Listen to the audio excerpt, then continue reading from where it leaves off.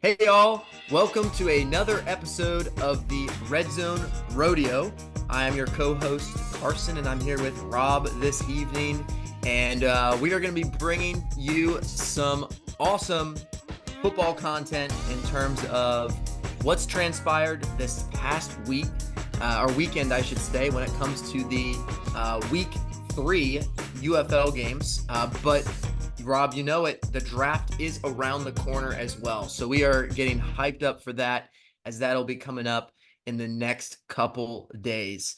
I'm super excited to see the younger generation of players heading into the league. But also excited about week 4 of the UFL, which is also upon us. So without further ado, we're going to be jumping right on in to our Redzone Rodeo Go Round segment. And our first question that we're going to be tackling tonight is, should Renegades fans be worried following their loss to the DC Defenders last weekend? Rob, as a Renegades fan, are you worried about your team as they were defeated by a last-second field goal by the Defenders? What are your words of motivation to the Renegade Nation, and what are your thoughts? Well, I don't know if words of motivation are exactly what I have. Coming off of that loss, I'll tell you what, I am incredibly worried. I don't know how any Renegades fan wouldn't be worried. I mean, we played 3 games so far, and we've been competitive throughout most of them. We were competitive for about 3 quarters against the Stallions before they ran away with it in the fourth quarter. We were competitive for the entire game pretty much against the Battlehawks. And we were very competitive in this game against the Defenders. We were leading the Defenders by 2 scores with only a minute left, and we managed to choke that away. So it's not that there's like a overarching talent problem on the roster that you can point to and say, "Oh, well, that's not good enough. That's why you guys are losing games. You suck." That's just not the reality of it. What's happening is we're getting close in these games, and then we're making dumb mistakes. My mind instantly goes back to that defensive pass interference that kept the defenders' last drive going when it should have probably stalled out, and then we probably would have won the game if that happened. It's stuff like that. It just seems to happen every week. We make stupid mistakes at the worst time that lets the other team come back and get, momentum and win. And it's just absolutely worrying that this is something that we've seen 3 weeks now. It's not like something that just happened once and then hasn't bothered us since. This is a pattern. Every week we find a new way to lose, even if we're competitive with the team that we're playing against. It doesn't matter who the competition is at this point if we're beating ourselves. And I was disgusted. This team should have beat the Defenders. They were better than the Defenders. They played a better game than the Defenders. The offense was clicking. The defense was great throughout almost the entire game. And then you come down to the last 2 minutes and everything just collapses. That's a horrible lack of discipline. And it's honestly shocking coming from a coach's experience as Bob Stoops. Like, what are you doing? Where is the discipline? Why are you getting these penalties when they matter the most? Come on, guys. Get your act together, because if you don't, you're going to be out of the playoffs in the next 2 weeks here, and it's your own fault. You have everything you need to win, and you're just not executing, and that's the worst way to lose. It's embarrassing to watch as a Renegades fan, to be honest. Yeah, it was honestly, it was quite a game, because for the majority of it, as you mentioned, Rob, the Renegades really kind of controlled the game. It really seemed like this was a shallow form of what the DC Defenders were last season in the XFL. Still making some mistakes, but for some reason, and obviously it's not for just some reason. It was mistakes made on the Renegades. The DC Defenders were able to capitalize on those, and at the end, Jordan Tamu strung together successful drives that got his team down the field where they needed to be, whether that was, scoring to get them closer to the deficit that the Renegades had run up on them, to that game-winning field goal. Really, I mean, that kind of 2-minute drill that the Defenders had, of course, there was those penalties that put the Renegades in that situation. But at the same time, Tamu was able to take that situation and turn it into a positive for his team, which I thought was also something that's encouraging for DC Defenders fans, who has seen Tamu just kind of struggle the first 2 weeks. So Very interesting game. Obviously, this one goes down in the books just with the Brahmas versus the Showboats week 2 finish, where you kind of had that last second comeback.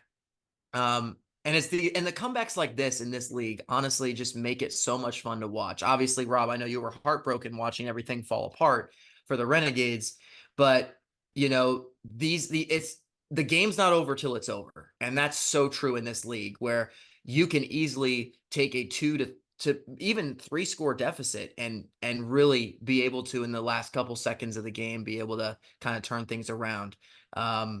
Which is super neat. But yeah, tragic way for the Renegades to lose. 0-3. Uh, but there may be some hope on the horizons, right, Rob? This upcoming week. Yes. Well, this week, we're playing the Houston Roughnecks, your team. Also, the only other team that hasn't won a game yet this season. But like I said, if we keep shooting ourselves in the foot and making these dumb mistakes, it doesn't really matter who's lined up against us because honestly, we probably should have won at least 2 of these last 3 games if we hadn't been shooting ourselves in the foot like we are. So even though I believe the Renegades have a more talented roster than the Roughnecks, I don't know if I believe in them to win this weekend, even if they keep doing the stupid stuff they have been. Maybe, it'll be a little tougher for the Renegades to be taken advantage of by the Roughnecks when they make those dumb mistakes than maybe other teams in the league. But, if they do stuff like that, they're going to lose to everyone they play. So either they clean up their act this weekend and, maybe start a comeback here to get a chance at the playoffs, or this is probably the end of their season, if they lose to the Roughnecks this weekend. So, yeah. It will be a fun Texas showdown with, of course, the Roughnecks taking it. But we'll discuss that later, I'm sure, more in depth, Rob. But moving on to our next question, something very interesting, in my opinion, happened regarding the benching of Case Cookus in the Memphis Showboats, excuse me, versus the Birmingham Stallions late night Saturday game. Now, just to provide some context, there was some sideline chatter between Coach DiFilippo, I believe that's how you pronounce his last name. Hopefully, I'm not butchering it, and Case Cookus. And basically, DiFilippo pretty much was like, "Man, you're getting killed out there. We're gonna bench you pretty much so you don't get hurt." Which, of course, consciously maybe seen as like, okay, you're saving your quarterback from potential injury that could threaten their entire rest of their season. But throughout the next couple drives with Case Cookus not in, he was visibly angry on the sidelines. There was even some mic'd up moments where his teammates came up and asked him if he was doing okay, and he was not. He pretty much was like, "No, I've never really been benched before like this. I wish I was out there." And Case Cookus wants to play. Like at the end of the day, if he's getting hit or not, he wants to be out there. He wants to be the leader. He wants to be leading this team, even if it's kind of in a uh, you know, lost cause resort against the Stallions, who were outplaying them in every regard. But I guess the question that we have to unpack here, Rob, is do we agree with Coach DiFilippo to bench Case Cookus in this situation? Yeah, I mean, I absolutely agree with him. If that was my team and it was Luis Perez out there and he got some sort of like really bad injury in a game that was already lost, I would have been very upset that he was still in at that point. I mean, you see NFL teams do it all the time. It just makes sense. You got to protect your most important players when it doesn't really matter for them to be in the game anymore. I can understand, Case Cookus' frustration. That must be like a really terrible feeling to go out there and get your butt handed to you by another team. That's got to be the worst feeling in football, right? And to be taken out when you feel like you got to be out there with your guys doing everything you can to lead them through that, and just to be told, no, you have to sit on the sidelines now. I could understand why that's an immensely frustrating feeling. And I don't blame Case Cookus at all for being upset about that. But at the end of the day, if you're thinking about this logically, I think the only decision that was really available to you, the way that the Stallions defensive line was getting sacks and pressure, was to make sure your franchise quarterback, Case Cookus, was safe and not hurt in a meaningless time of play, because that would have been devastating for the entire season, not just for that one game, which was already a lost cause, like you said. So, Yeah, no, I completely agree with what you said, Rob. I feel like it was a smart, conscious decision by the coach. We saw Case Cookus get hit the first couple times, and he was very slow to get up, reaching for that knee, that leg. I'm pretty sure which was the same leg that he ended up breaking this past season, playing for the Stars. Some sort of horrible injury to his leg. You would hate to see a reoccurring injury, happen like that. Of course, if especially when this is the showboats guy, this is the guy that they want to be leading the team moving forward. And there was really no way that offensive line was stopping the pass rush from Birmingham. Taco Charlton got in there multiple times, as well as a number of others, and they were just hitting the quarterback. And it when your quarterback is taking hits, it's only unfortunately, it's only a matter of time until one of those is not forgiving. He's not going to get back up. He's not going to be able to walk back into the huddle the next play and get ready for it. And so, on the vice versa side, the flip side, it sucks being in Case's position because, you want to be out there, you want to play. It's going to be super interesting, I think, moving forward into week 4 to see how the relationship between Case and Coach DiFilippo is, because, this might be the beginning of something that could turn into something a lot worse. Obviously for the Showboats, we hope not, but it's definitely something to keep our eyes on moving forward, especially when they have to play Birmingham one more time this season. So it's going to be interesting to see what decisions the coach makes moving forward. Yeah. I don't think this will lead to anything like problematic between the coach and Case Cookies, just because I think players do get frustrated in games like that and they tend to scream and like let their emotions out probably in ways they shouldn't. And that happens all the time, and it doesn't really usually lead to any sort of lasting tension because coaches are, cognizant of the fact that a lot of players go through this and they're just frustrated and they're not like trying to be disrespectful to the coach or their teammates. But if this is something we see repeatedly throughout the season, if this becomes a pattern and not just like a one-off thing in a blowout game, then certainly I think this, deserves examination as possibly a cause of, problems down the road. So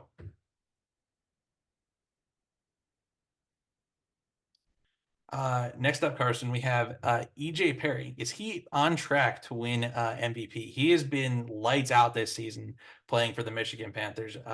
Just every week it seems like he's lighting up the scoreboard, leading his team to victory.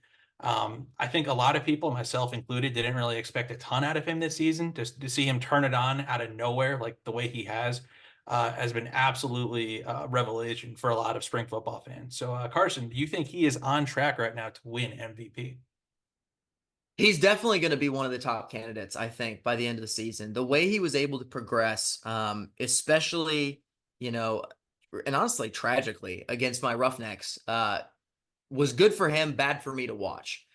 Because there was so many times that, especially in the first 2 games, that we just kind of saw him struggle. Of course, he's very dynamic with his legs, very fast when he's able to get kind of out of the pocket and run for either the first down or a touchdown or something like that.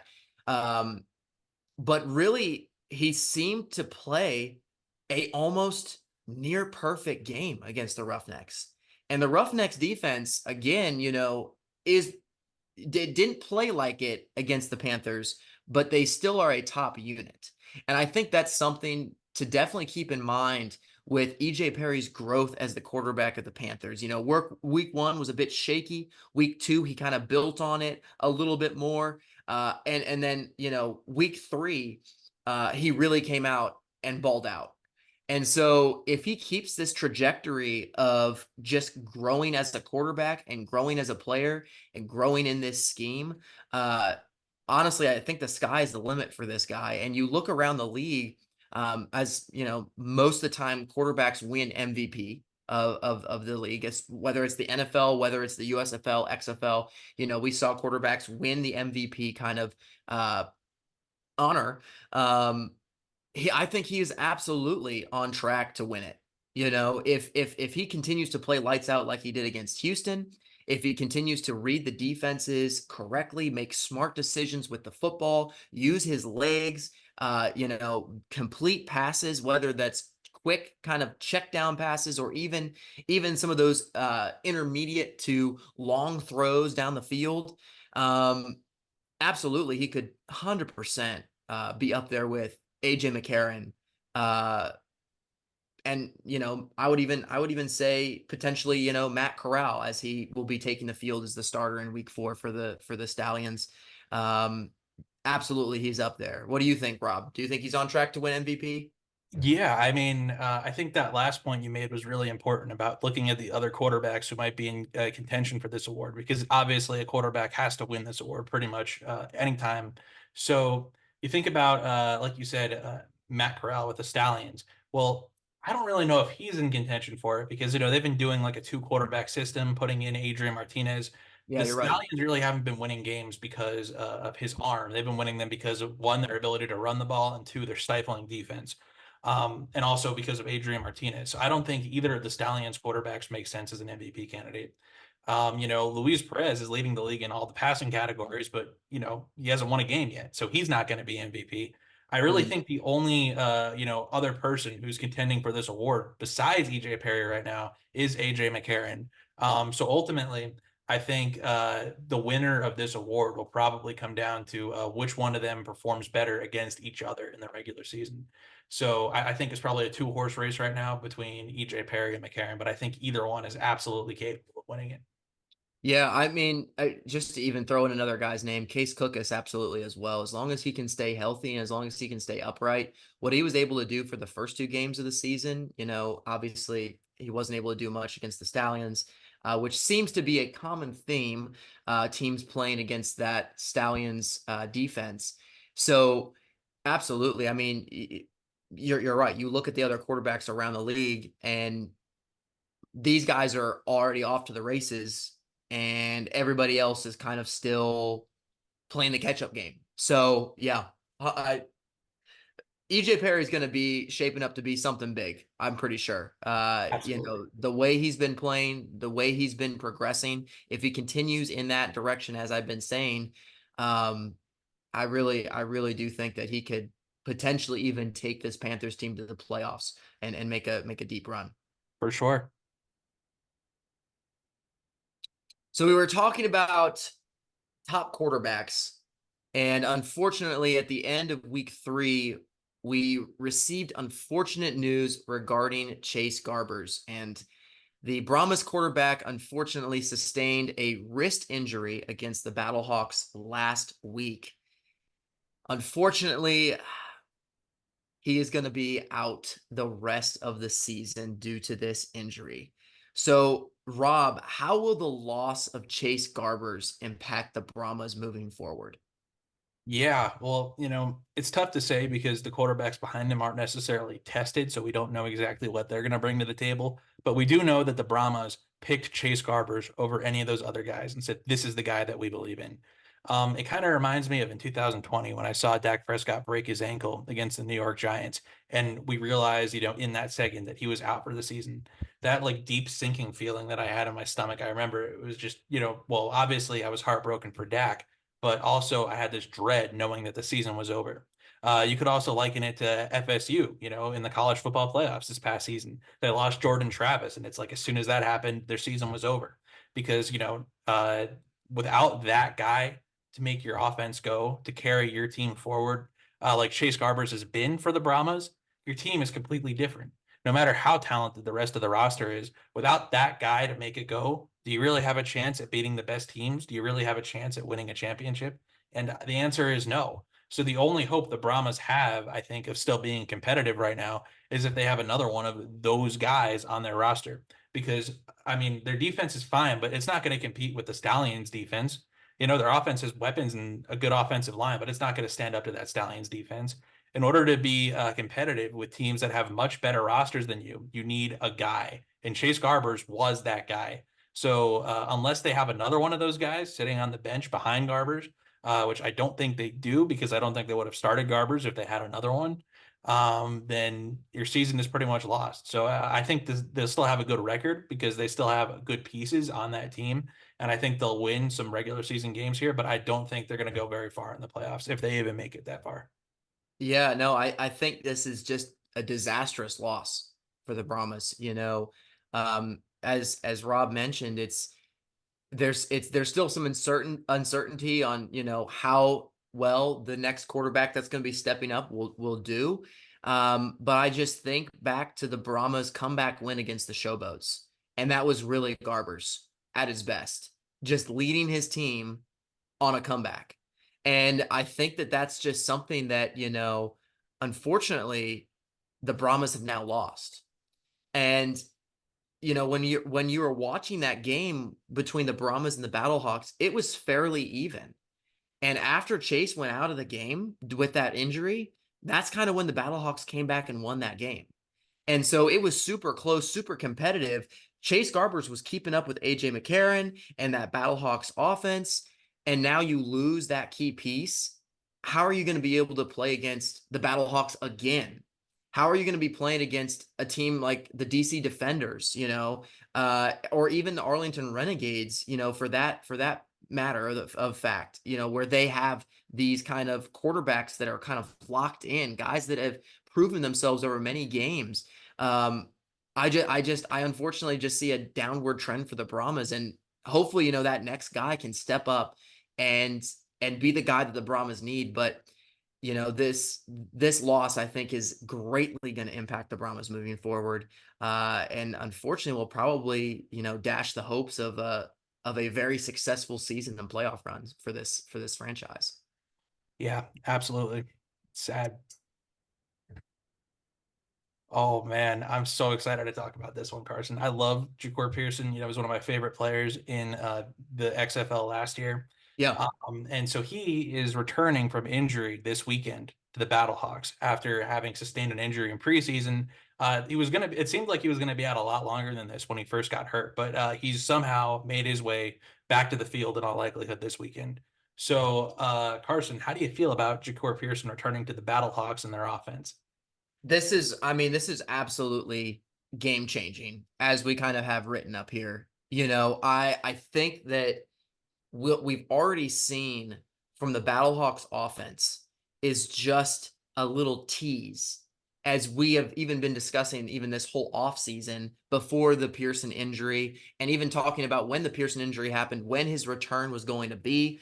Um, he is such a dynamic receiver. Watching him in the XFL last year for the Seattle Sea Dragons, he was dynamic. He was able to just get out of coverage, find a way open, being that great target for Ben DiNucci. And, having that guy now with a plethora of other great and dynamic wide receivers that the Battlehawks already have at AJ McCarron's disposal.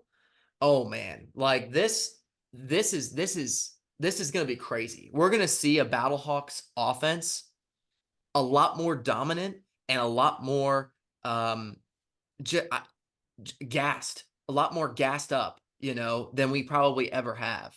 Um and I guess the question really is it going to be week 4 where we really see this?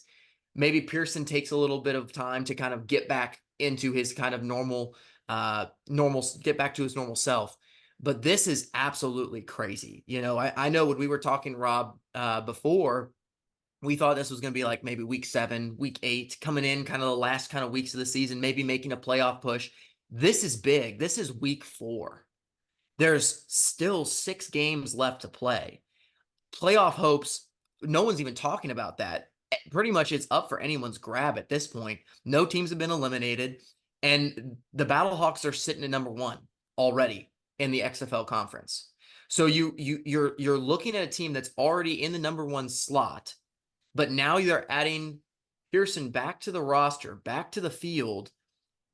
I think they're just going to keep propelling themselves forward. It's going to be tough to catch them now. And I know they sustained that loss against the Panthers on that last second field goal in week 1.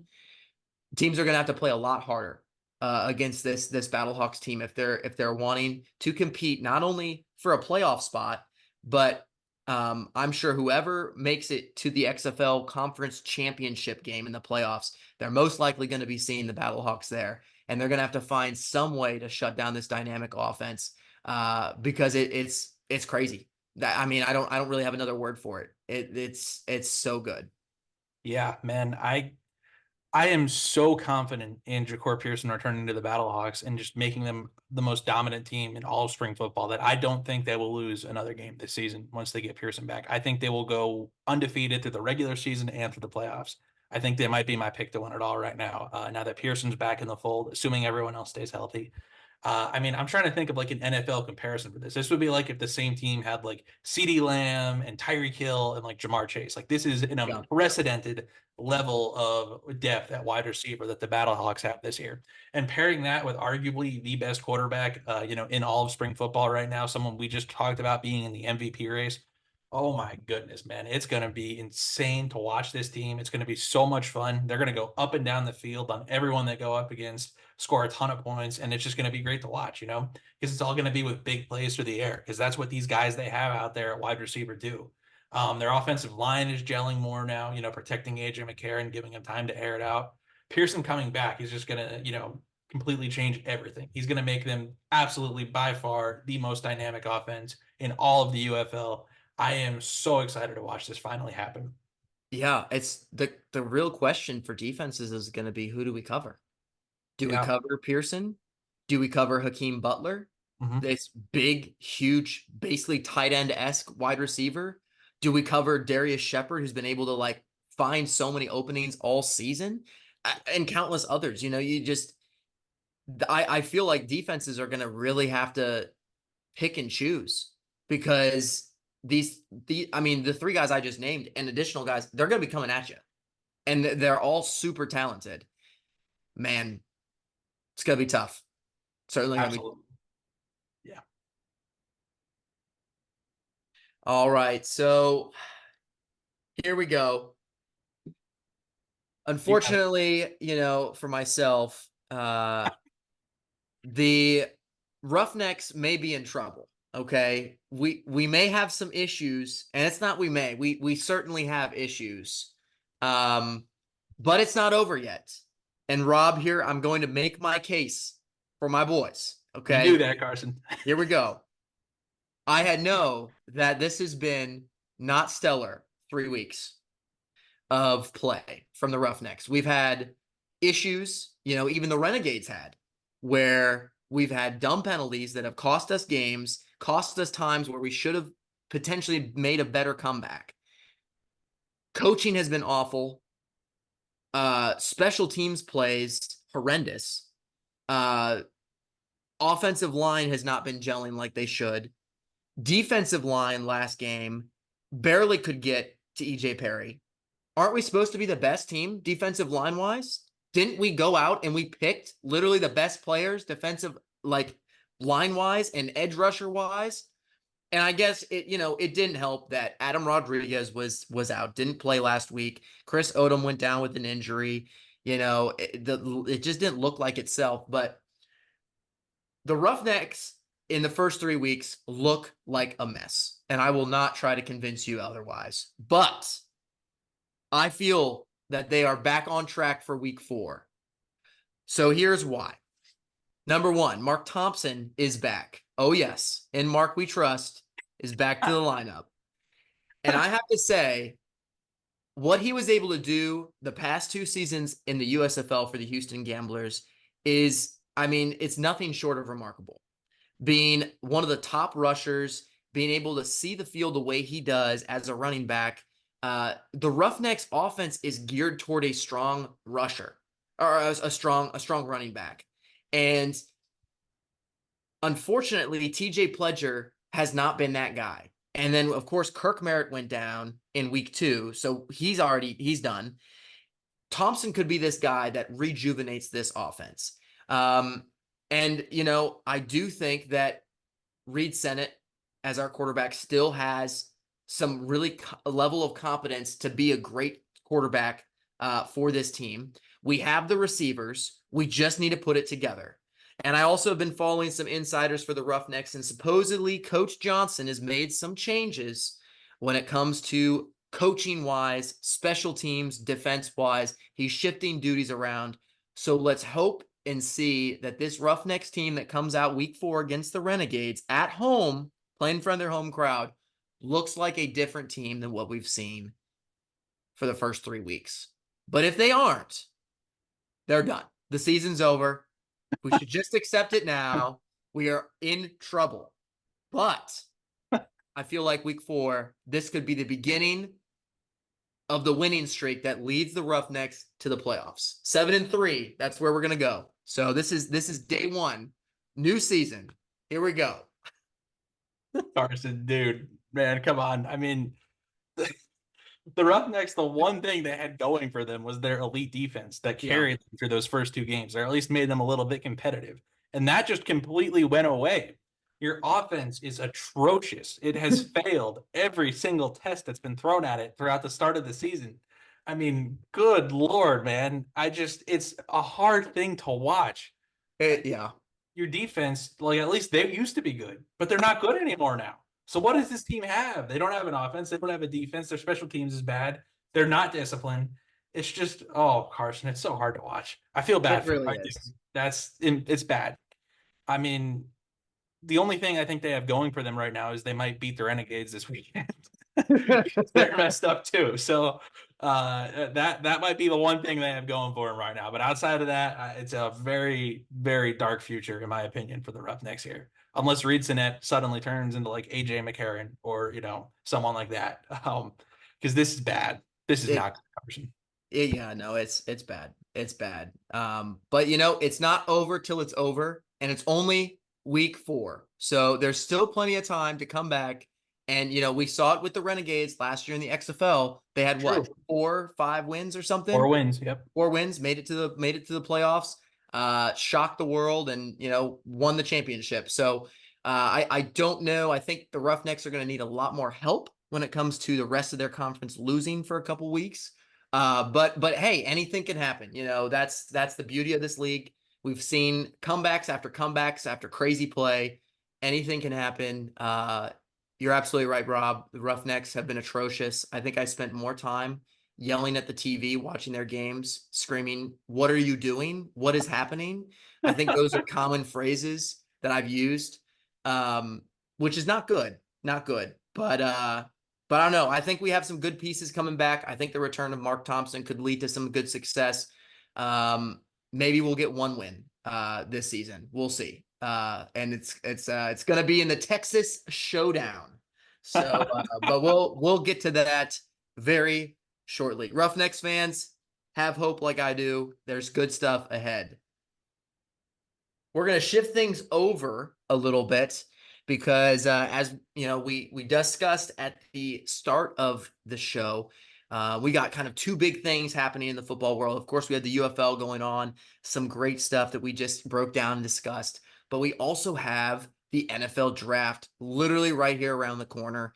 I was honestly shocked and surprised, Rob, when I thought about how far into April we already were and how close the draft was getting, because I kind of got lost with everything that was going on with the UFL, following that and all that stuff, that the draft really snuck up on me, which absolutely love having football around majority of the year.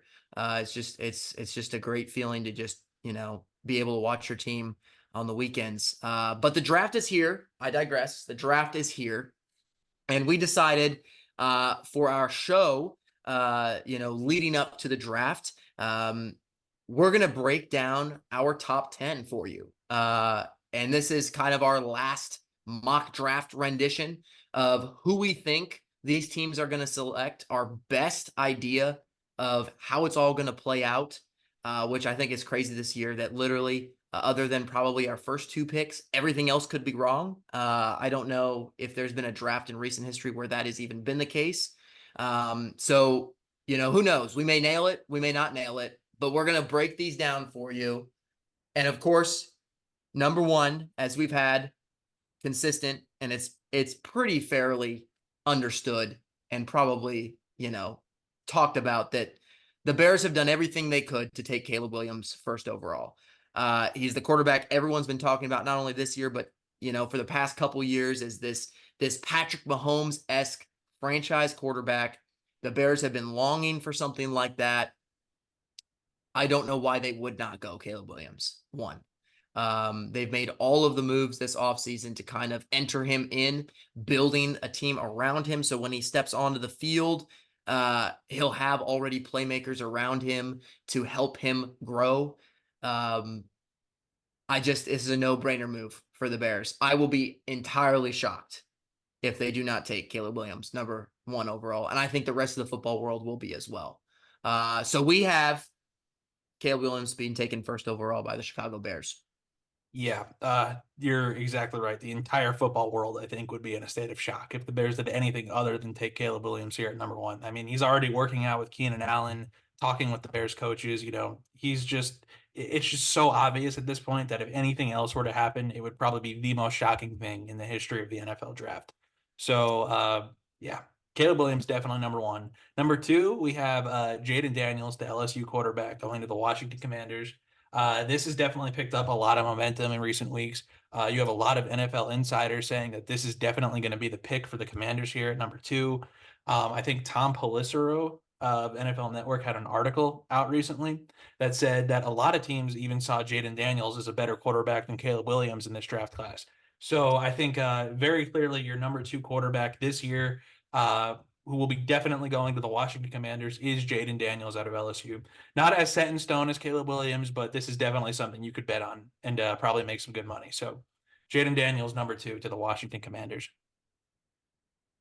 At number three, we have the New England Patriots taking Drake May. Now, I know there's been some questions around whether or not the Patriots are big on Drake May.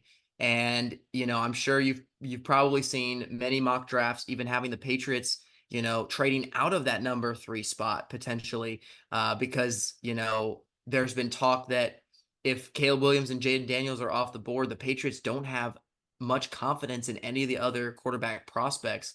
And they may even attempt to just play it with Jacoby Brissett this year and build other pieces and maybe get a quarterback next year, something like that. Well, we definitely talked about that. We definitely outweighed some of those options. And we think, honestly, the best option, though, for the Patriots is to actually take Drake May.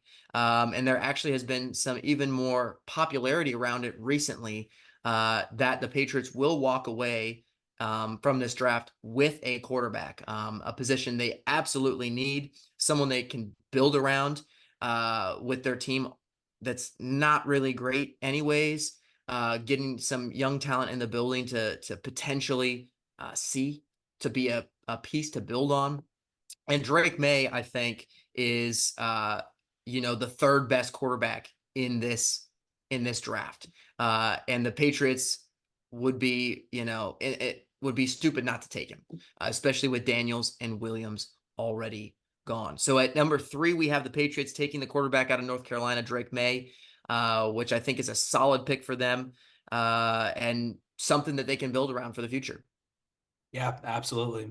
Even I think our last mock draft had the Patriots trading away from Drake May because that's what it seemed like was for sure going to happen. But now all of a sudden, out of nowhere, it seems like they're really keyed in on selecting him. Number four, we have the Arizona Cardinals. They lost Marquise Brown. They traded another wide receiver to the Atlanta Falcons.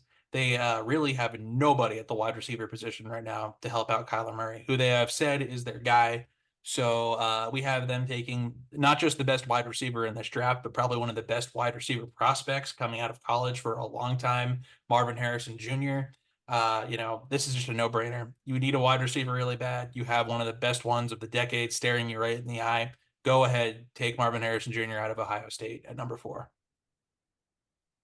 Yeah, it really is a no-brainer. I mean, if Marvin Harrison Jr. falls into your lap, which, I feel like there's a lot of mock drafts out there that have the Cardinals kind of getting to choose him up and pick him up in the draft, just with all of the hype around teams that need quarterbacks.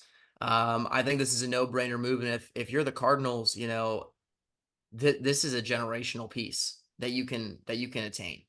Of course, nothing is set in stone, but the probability of Marvin Harrison Jr. going on and doing great things in the NFL is pretty high. And so this is a player that you can't really miss on. And so this would be probably very perfect for the Cardinals, very perfect for Kyler Murray to get a guy to throw the ball to. And so it's a win-win situation for them. At number five, We actually have the Vikings trading up to grab quarterback JJ McCarthy out of Michigan. Now, there's been, of course, a lot of speculation about the Vikings trading up, as well as other teams trading up. There's been some thoughts that the Giants could even move up from spot 6 to grab a quarterback. But we think the most ideological uh, and the what would make the most sense is the Chargers and the Vikings making a trade here when it comes time for the number 5th pick. Uh, the Vikings have a little bit better to offer with their 2 first-round picks at 11 and 23. And with that being the case, the Chargers, will get some great value out of this trade back. Not only to grab pieces to help, Justin Herbert, but also grabbing some of those top receivers as well. Walking away with 2 top players in the first round is probably better than one, especially where the Chargers are at right now in terms of fixing a lot of different holes. And so this just kind of makes the most sense for both parties. And of course, with the Vikings trading up, they need that quarterback. They pretty much have built their team other than outside of the quarterback pretty well. Their defense is going to be scary next year, I feel. They just need to kind of lock in on that quarterback. And I feel like they are willing to give away a lot to get their guy. And I feel like there is a lot of traction with JJ McCarthy and the Vikings. Those lookalikes with not lookalikes, but side by side comparisons with Kirk Cousins and bringing in a quarterback kind of like that. Of the kind of the form, the shape, the how he plays, something that the Vikings, have been accustomed to for the past couple of years with Cousins as their quarterback. This is a good move for the Vikings, we feel, and the most logical as they are willing to trade up to get their quarterback of the future. Yeah, I think the Vikings definitely want to trade up here, and the Chargers are probably their most likely trade up candidate. So I think this makes a lot of sense. Personally, I don't get the whole JJ McCarthy in the top 5 thing, but it seems like the entire NFL feels differently than I do. And hey, what do I know compared to them? So JJ McCarthy at number 5, number 6. Oh man, I would hate to see this. We have the New York Giants selecting Malik Neighbors, the wide receiver out of LSU. Malik Neighbors, any other draft that didn't have Marvin Harrison Jr. in it, I think would be the clear-cut number 1 guy in that draft. The man is incredibly explosive. He has great route running ability. He's super fast. I mean, he's everything you'd want in a wide receiver. I know everyone compares him to Odell coming out of LSU because they both went to the same college. They had the same play style. He is that explosive. Absolutely. That's a warranted comparison. He might even be better than Odell Beckham Jr. in the NFL. There's just something special to his game, his change of direction. I mean, he is absolutely, if I could pick just one guy from this draft to put on the Cowboys, regardless of draft position, this would be that guy. I love Malik Neighbors, and it's absolutely a terrifying thought to me that the Cowboys would have to play him twice a year.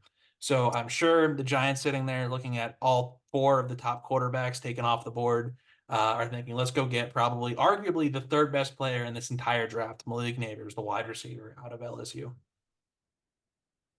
Yeah, definitely needing that depth in the wide receiver room for the Giants. Obviously, questions about quarterback certainly exist, but this at least solidifies one of your needs going into this season.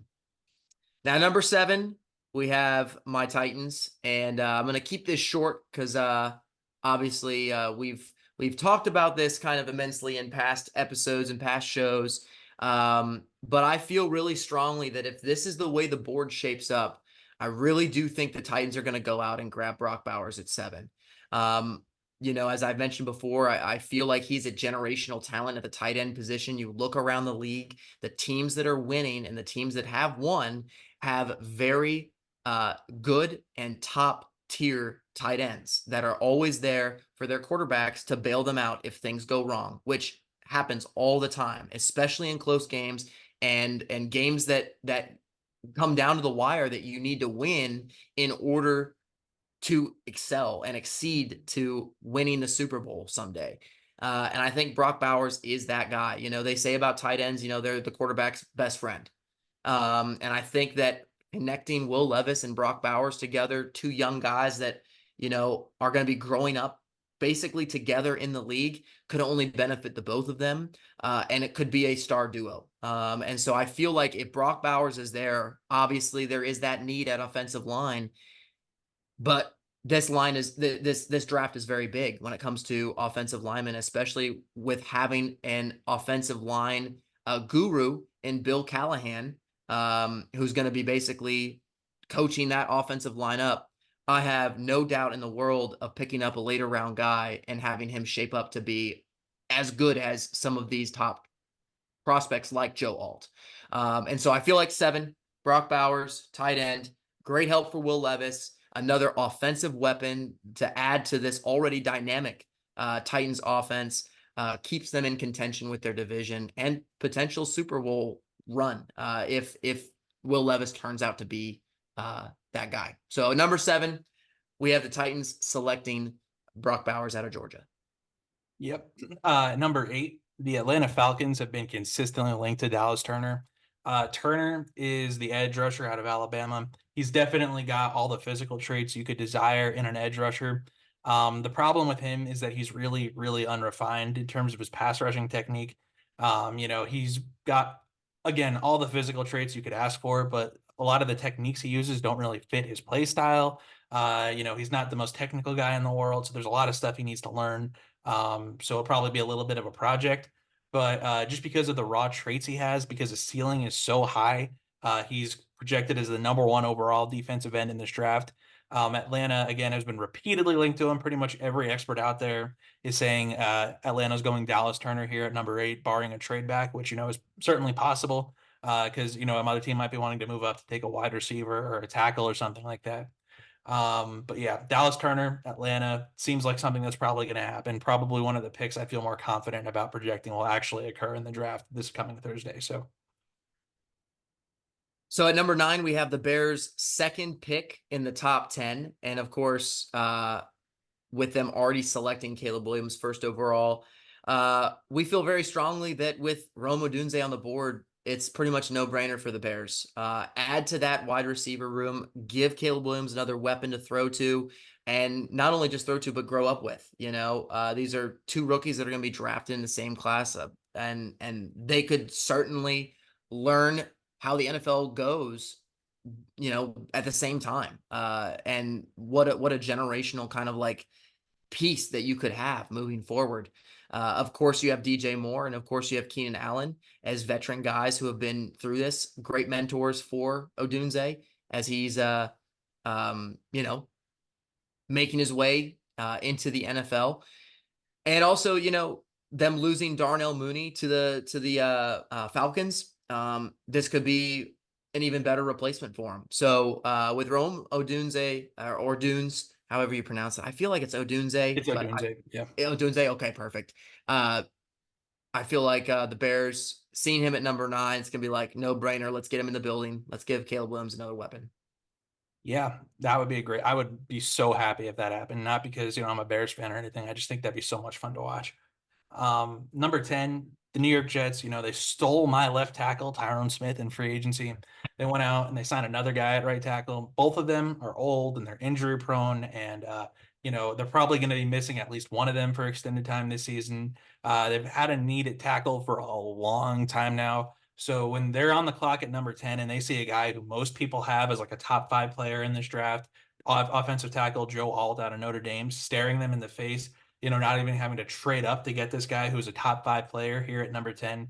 I think it's a no-brainer. They select Joe Alt. They reinforce that offensive line, get some guys to back up Tyrone Smith or the right tackle if either one of them were to get hurt this season, which certainly is a real possibility.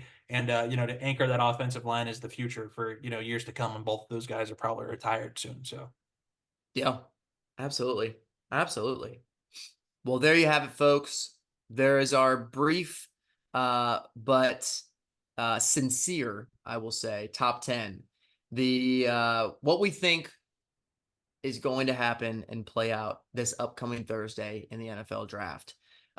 We'll see if these things play out as we said they will.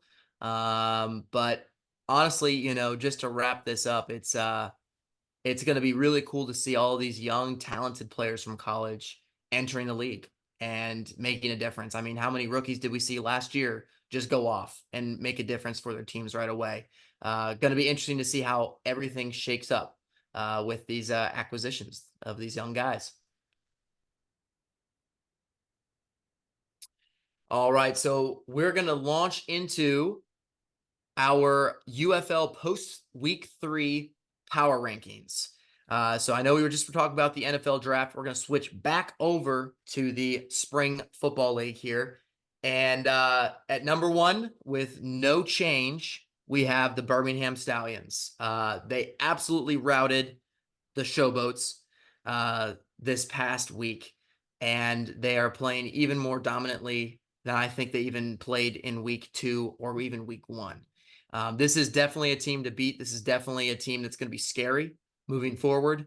And man, I don't. It's gonna be a close race, and I really can't wait to see uh, what the Stallions produce week 4 to see how far they can actually keep going with this. Are they going to continue to progress?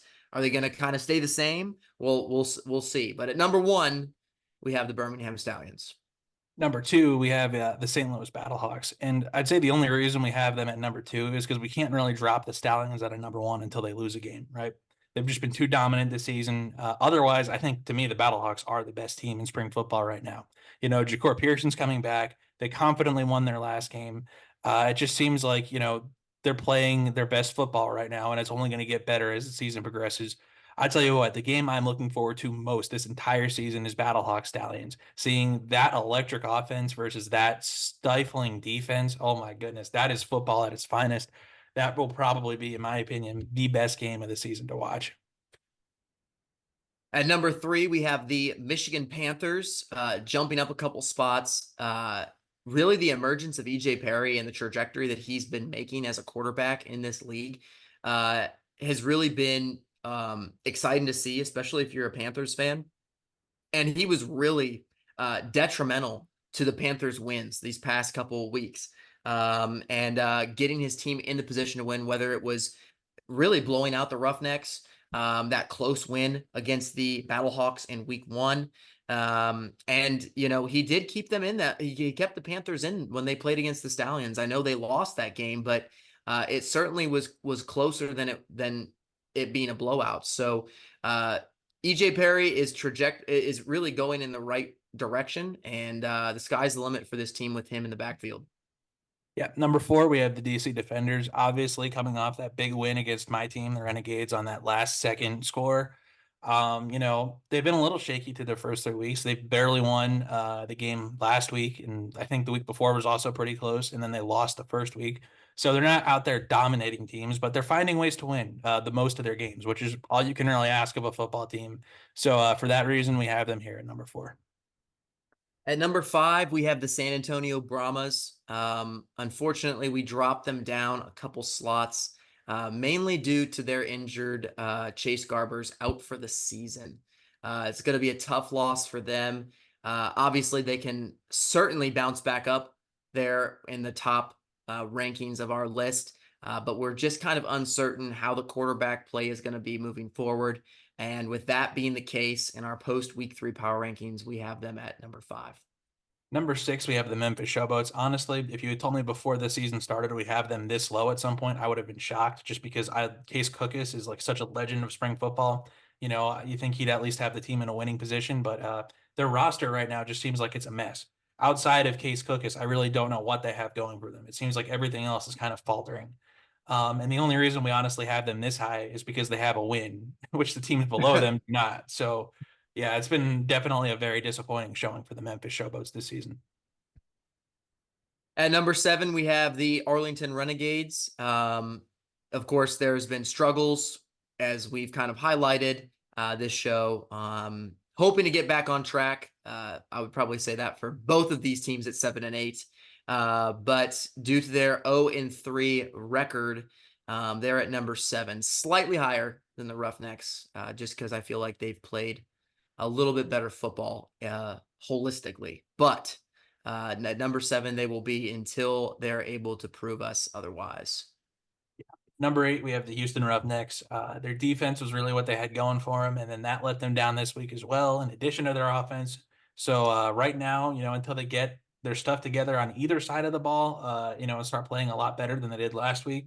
We unfortunately have to have them dead last here in our power rankings. As Mark Thompson has tweeted, you know, prepare for some change. Okay. He is not happy that people are so low on the Roughnecks.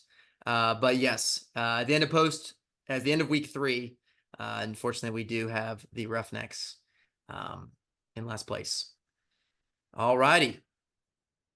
So here we go. Our Redzone Rodeo picks of the week heading into week 4. Who's ready? Rob, I we're am ready. so ready. This is Let's going to be do great. Texas Showdown, Carson versus Rob. Who's going to be the team to emerge with a win? But before we get to that, let's get into it. We have the Memphis Showboats at the St. Louis Battlehawks. This is going to be on Saturday, April 20th, but it's going to be the first game that will be played on that day at 12:30 p.m. Eastern time. So make sure you tune in to watch this game. I think it's going to be a really good game. Personally, I think we're going to see some really great arm battles and talents between AJ McCarron and Case Cookus. Hopefully we see Jakur Pearson back in the lineup, doing some crazy things downfield. That connection between McCarron and Pearson, which is one we haven't seen yet on the field, I think is going to be absolutely crazy and dynamic. We'll see if Case Cookus and the Showboats offense can get back into, doing what they've been doing the first 2 weeks, other than last week. I think Jonathan Adams is going to be a big target for Cookus, as he has been all season. Get ready for that connection. And hey, Darius Victor has been quiet, all season. Maybe this is the game he'll be able to kind of get things going for the running game for the Showboat. So a lot of great things to look at. But Rob, who do we have winning this game? We have the St. Louis Battlehawks. And, we just mentioned Case Cookus is a great quarterback, but he doesn't really have anything around him. Whereas McCarron has the most stacked offense in all of spring football. I think you'll see some great plays from both of these quarterbacks, but ultimately, I think the Battlehawks' overwhelming talent superiority will make the difference in this game, and they'll end up winning by a significant amount. Number 10 versus number 10.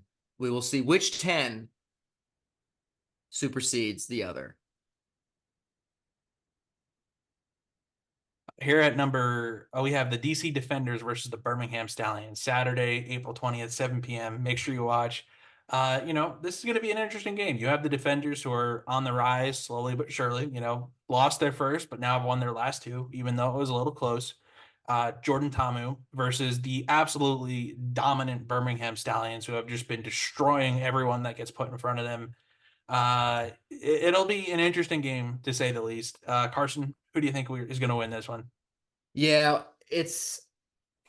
I think we got to give it to the Stallions here. They have just played dominant. They're going to be in front of their home crowd.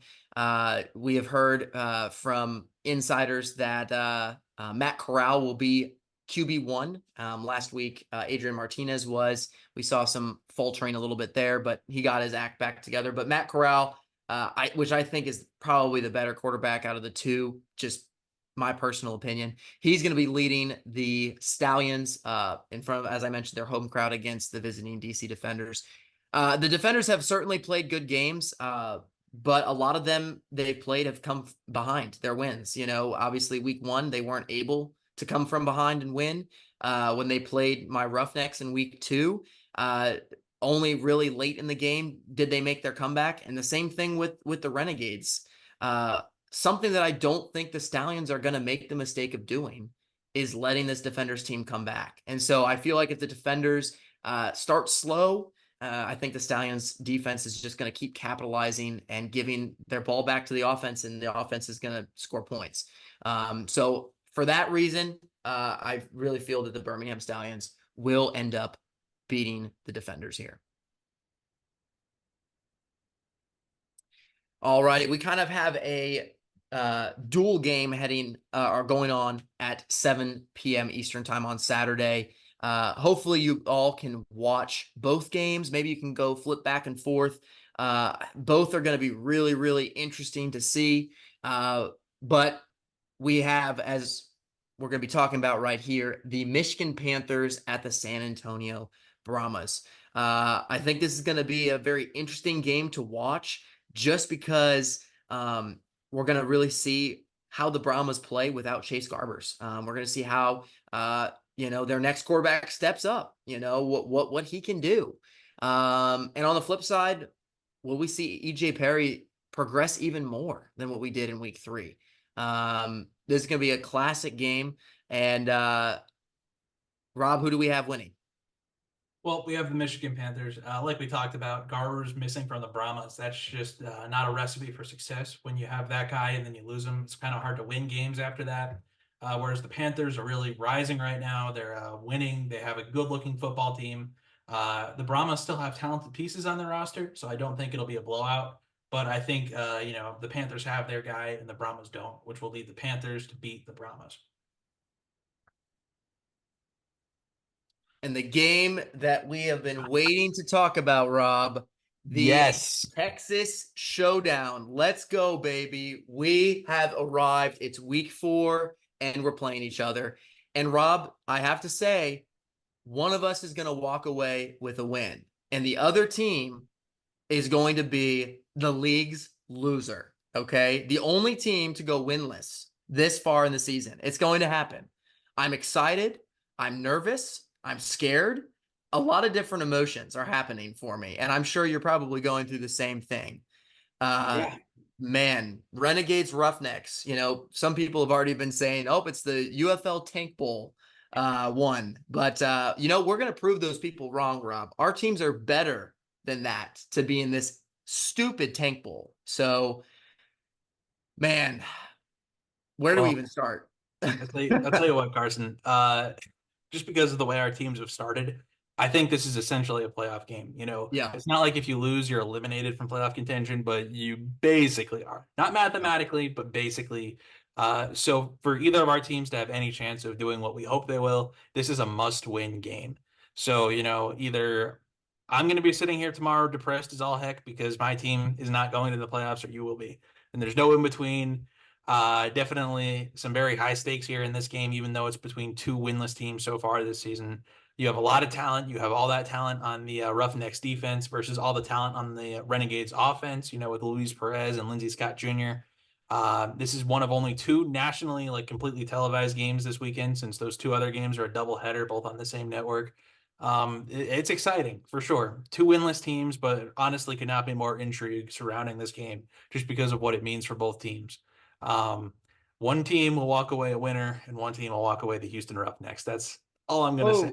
Wow. Wow. Okay. Shots have been fired. Well, in Texas fashion, we're going to fire some back because we can't just go down like that.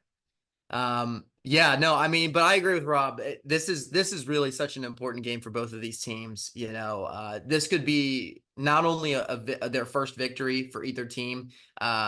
This could be the momentum they need to build on to kind of play for the rest of the remainder of the season. Unfortunately, I don't see how a team 0-4, like one of these teams, will succeed far. It's really, not, and we mentioned not mathematically are these teams out, but it certainly would not be good if starting the season 0-4, especially in a 10-game season. So yeah, big things are on the line for both of these teams. Houston, thankfully, is going to be having, as I mentioned before, Mark Thompson back. Unfortunately, Toby Johnson on our defensive line is going to be missing this game. That's going to be a big loss. But I don't know. I really hope my boys get it together. I've been really hopeful that, Coach Johnson has been, diligent in making changes in the coaching staff, and hopefully those changes will be visible this game. But we're just honestly going to see. These are 2 teams that have struggled for the first 3 weeks, made stupid mistakes. And I wouldn't be surprised if one of these teams made a big lead and then threw it all away at the last second in an epic comeback. So for that reason, we have both of our teams selected to win because we don't really know which team is going to win. So I think Rob over there is thinking, yeah, my Renegades have it. When I'm sitting over here thinking, no, they don't. It's definitely going to be the Roughnecks. So we want to see what you guys think in the comment section below. Obviously, make sure you say Roughnecks because that's the team that's going to win. But it's okay if you say Renegades. It's okay to be wrong. So yeah, Texas Showdown, baby. Oh yeah, it's gonna be a showdown, that's for sure. I mean, these two teams are pretty evenly matched, I would say, in terms of both being 0-3 right now. So, it's gonna be an interesting game to watch. It'll be a lot of fun. Man, Carson, I almost feel like we should make another bet on this game the way we are doing before during the NFL playoffs. I don't know if you'd be open to that, but I don't know. I mean, the loser has to do something. I don't even know. yeah. I mean, maybe they have to come on air and say that the other guy's team is better than their team is, and just be like, "Yeah, you know what? You're Yeah, right. You're better. I I I I feel was wrong when I picked my team. I should have picked your team instead." that would be so humiliating. And I absolutely love that you're going to be doing that the next episode because the Roughnecks are going to be winning. So, Well, I don't know about that, Carson. I don't know. oh, this is so exciting. I've looked forward to this game all season, week 4. Obviously, I don't think either of us thought this is where our teams would be at this No, point in definitely the not. season. Oh, But tragic as it may, we have a fun little rivalry match brewing in Texas. So you guys get ready. Make sure to if you're in the Houston area, show up, Roughneck Nation. We need to fill Rice Stadium, fill the rig. Make your presence known. We gotta beat the Battlehawks attendance. Okay, so make sure do everything in your effort to get there if you can. But if you can't, please watch this game. This is going to be super exciting, super fun. Don't let the 0-3 record, keep you away because there is still some really great talent on these rosters that unfortunately hasn't been showcased yet. So yeah, just buckle up because you don't want to be bucked off of this game. that's right. All righty. Well, Rob, we're going to be entering your favorite segment of the show, the Redzone Rodeo Clowns of the Week. So here we go. Our first Redzone Rodeo Clown of the Week moment is actually us. Um, I don't know if there's ever been a worse time for us when we have picked games or picked winners or anything because we kid you not. I mean, you guys already know if you were here last week and you saw our last episode where we broke down our picks of the week for the week 3 matchups, we literally selected every single team that ended up losing in week 3 somehow. We must be geniuses, Rob, just in the opposite fashion. Yeah. But yeah, we had the Renegades beating the Defenders. They did not. We had the Showboats upsetting the Stallions. They did not. I thought my Roughnecks were going to make a great comeback against the team I thought was probably the worst in the USFL conference. The Panthers are not, and the Roughnecks lost. So L. The Battlehawks then ended up beating the Brahmas after Chase Garbers went down. And so there you have it. All of our picks were complete booty. We were awful. We literally chose the losers of every game. Maybe that should be our next segment, Rob. Choosing the losers because we were really good with this. Yes. If we told people that's what this was, we're going to select the losers of every single game this upcoming week, we'd be geniuses. People would be like, wow, how did they know? But no, nope. If you want to make a lot of money, go back, watch our picks of the week for this week, and then bet against all of them. Make one big parlay. Every single one of those picks will be wrong. Just go against it. We are clowns of the week because we could not pick a single game right last week. Oh God, that's embarrassing. Yeah, no, we messed up big time. We might mess up big time this week, too. So make sure you watch next week to see how humiliated we are by our potential picks. God, this is just really bad. I didn't think we could go 0 for 4 this season at all, but we did. We went 0 for 4 in the third week. So Yeah. Week 3, we're baby. 1-3. That's what we got to get to next week. Can we get at least one right, please, for the love of God? That's what we're Oh, hoping. One of us will be right because we did choose the other team that's true. in Okay. the Texas showdown. So But we have it. we don't get a full one for that though, We because don't. It's only a half a it's point. a half. Yeah. Yeah. It's a half. Oh, So outside of that game, we have to at least get one.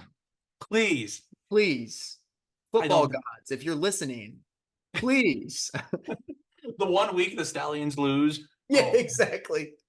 And the Battlehawks like can't put it together. Oh my goodness. Yeah, I mean Rob's right. If you really want to make money, just bet against everything that we were saying would happen. You probably are better off. But we hey, could you know what? literally not be worse at this. That's the fun of it.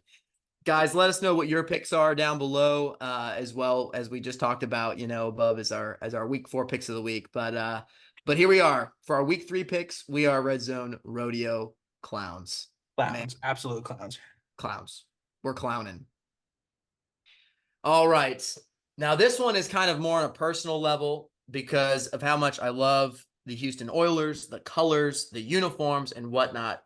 But of course, there's been some talk, especially around the AFC South, mainly from a fan base who I don't know if I despise more, them or Jaguars fans, but Texans fans are certainly up there. And for some odd reason, there are many of them that believe that these new uniforms that they're going to unveil are going to be these kind of Columbia blue, same color scheme or similar color scheme to the Houston Oilers. They're going to finally get that. They're going to finally get those uniforms back that they, at the start of this past season, they were so upset and butthurt about that, the Titans were going to be wearing the Oilers throwbacks and it wasn't them. Well, to make it simple for you, Texans fans, that is belonging to the Adams family. And what team does the Adams family own? Oh, that's right, the Titans. So the Titans have literally the rights to these colors, the rights to the uniforms, the rights to the scheme. And the Texans aren't going to be able to do this without getting sued or without getting, in huge trouble. It makes me think about when the Houston college football team, the Cougars, they in one of their games, they did kind of their own rendition of a throwback to kind of the Oilers. And it wasn't the exact same, but it was using the same colors. And the Adams family shut it down. They pretty much told them, we're going to sue you if you try to wear these again. And so they're not going to. So this is just absurd. Come on, Texans fans. This is not going to be your uniform scheme. This is not going to be the colors. I will be super surprised if the Texans come out with something in regards to these colors. I just don't think they're going to be able to get away with it. So Texans fans, for thinking that you guys are going to get any sort of closeness to the Oilers back, you are dead wrong. You can blame your mayor for that because unfortunately he just did not want to grant Bud Adams with a bigger stadium. So, that's kind of on you. But anyways, Roughneck Nation, let's ride. But Texans fans, I'm sorry, you're rooting for the wrong team. Please join us on the Titans side because that's the right side. That's the only side you're going to be rooting for with the Oilers colors and uniforms. So Texans fans, you are clowns of the week. Another clowns of the week is the New York Jets new uniforms. And this could just be me and maybe Rob and maybe a few others. But what is going on? Obviously, other than the stealth black. Love the stealth black uniforms. Really well designed, really good. I don't know what they're trying to do here because they have a shiny green helmet and they're trying to put it on a green that doesn't fit. It just doesn't look good. It doesn't, I don't know. Maybe I harp too much on these uniform choices and people are probably like, you know what? Does it really matter? Yes, it does matter. It really does matter. And for professional football teams that, are going out there and they have tons of money to hire designers and people to really do this well, you shouldn't be missing on this. Make the color of your helmet the same green that your uniform is. Is it that difficult? Like, I enjoyed that they're bringing back the old Jets logo with kind of the swoop. That's obviously, I think, one of the cooler of the like the Jets kind of like word mark uh, features that they had. I'm glad they're bringing it back. But what's going on? Those green uniforms with the shiny green helmets. Oh my goodness, you really missed out on an opportunity here. Um, but yeah, I don't know your thoughts, Rob, but this just seems like a swing and a miss. Yeah, I think you might be alone on that one, buddy. I really don't see a lot wrong with these uniforms. They just look like regular Jets uniforms to me. If anything, I'd criticize them for like unveiling these as new because they just really look exactly the same as the old ones did to me. So I don't see anything wrong with them other than them being like ridiculously overhyped because, like I said, they look almost identical to what they had last season to me. So And the colors are wrong, Rob. They're awful. Then why are they the oh, anyways. Okay. Well, awful. I guess I'm alone. I guess people comment down a little below if you guys are on the same train with me or if you disagree, but this was atrocious. The hype, all of it, the whole 9 yards. Yeah. Oh man, this is so sad. The Eagles recently agreed to a contract extension with Devonta Smith, who was drafted a year after CeeDee Lamb, and the Cowboys have not extended CeeDee Lamb yet. The problem is the longer you wait to extend a player, the more and more their price tag goes up. Before last season, CeeDee Lamb was maybe like a top 10 receiver. Now he's arguably the best receiver in football. His price tag is only going up, and you only risk letting him leave the team the longer you wait to do this. Why are you still waiting? Why haven't you signed this contract yet? Why must you always wait until the contract is about to expire, like CeeDee Lamb's is, before you even consider negotiating a contract extension? Get this done early. Do what the Eagles do. They get their players for cheaper and for longer by having these contract extensions done early. And you just don't do that, Steven. You don't do that, Jerry. And for that reason, you guys are Red Zone Rodeo Clowns of the Week. Really tragic, Rob. I'm sorry for your loss. Thank you. It's okay. Titans wide receiver room's better than the Cowboys anyways. What? Yep. I just said it. You got like two 30-year-old wide receivers who might be like top 20 at best. And you think that's better than CD? And CeeDee Lamb's going to walk. So he's Okay, going well, maybe someplace if he walks, we can have that conversation. But this year, he's still there. So I don't know. We'll see. We'll see. Who's going to have more yards, Calvin Ridley or CeeDee Lamb? We'll find out. CD Lamb. No, Ridley. It's going to be the Will Levis show this season. Everyone's going to be like, wow, we didn't see it coming. And I'm going to be like, I did. I saw it coming. Oh, yeah. Yeah, it's going to happen. Oh, yeah. Well, I think that's pretty much our show, right? Yes. We've gotten through everything. Unless you have anything else to say, Carson, just as always, thank you guys for joining us. We appreciate it so much. Make sure you join us next week to go over the results of this UFL week and also the NFL draft, which I am so excited for. Thank you guys for watching once again. We love doing this and we love knowing that you guys are out there watching. So absolutely. It's certainly been a pleasure doing this week in, week out. Love talking football, love breaking things down. Really would love to hear more from you guys as well. We have some great stuff going on in the football world, UFL, draft. Stay hyped, guys, because it's going to just get crazier. Can't wait for the NFL season to start. Can't wait to see what happens in the UFL. It's just going to be a lot of fun. But thank you all again, of course. And, make sure to, if you want to support the channel, feel free to like, share, subscribe. Let your friends know. Let your family know what we're doing. Maybe they'll get a kick out of it too. And thank you all for just being a part of it. So without further ado, Rob, I think we're going to sign off for tonight. We will see you all next week. Have a great week. Enjoy the UFL games of week 4. Enjoy the draft, and we'll catch you later. All right, guys, signing off.